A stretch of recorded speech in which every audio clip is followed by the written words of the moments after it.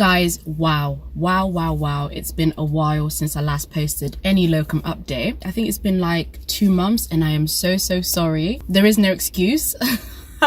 There's no excuse, but I am back, and I just thought I would bring you guys a locum update. I say locum update, it's one of my pros and cons of locum. I am still locuming. I know it's been a while, so if you are new here, welcome. If you've been here before, welcome back. My name is Mikey. I'm a locum biomedical scientist in microbiology, and I talk all things biomedical science, fashion sewing, money, here, there, and everywhere. So yeah, I just wanted to come back and give you another pro. Oh, actually no, this is a con of locum. And basically, because this is something I've had to do over and over again in every single locum job that I've had, is the fact that if you're going to locum, just be prepared for the fact that you have to learn a new sort of computer system. So we call them laboratory information management systems, which are LIMS, and basically each hospital or organization will potentially have a different LIMS or a different computer system where they input results, patient results, where they store information. And I know that a lot of trusts at the moment are merging and that they are consolidating their software, so everyone's kind of trying to use the same thing, the same software. But in the past, obviously having worked in a lot of different labs as well, I've had to use a different computer system in every single locum post that I've had.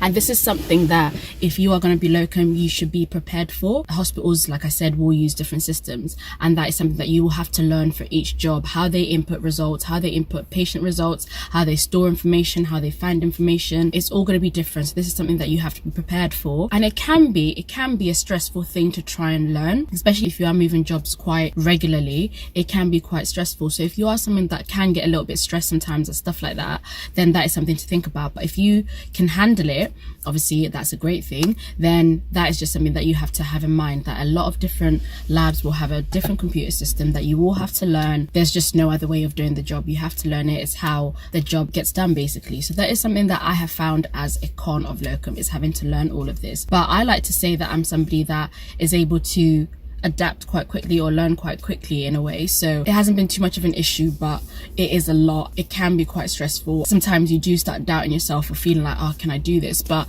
just, keep going, keep obviously learning, listening to what people do, watching what people do. There is little hacks that everybody in the lab will have for how to do things quicker on a specific software or on a specific system. So you will learn that as the time goes, but obviously just make sure that you are paying attention. Write notes if you have to. You do pick it up, but it's just a con that you have to learn something new or a new system every single time. Because even though you can do the job, so say for example in microbiology, how you read cultures is pretty much the same. We all sort of follow the same thing, but like reports might be different. So doing the job is potentially the same, but it's how you do certain things that might be different.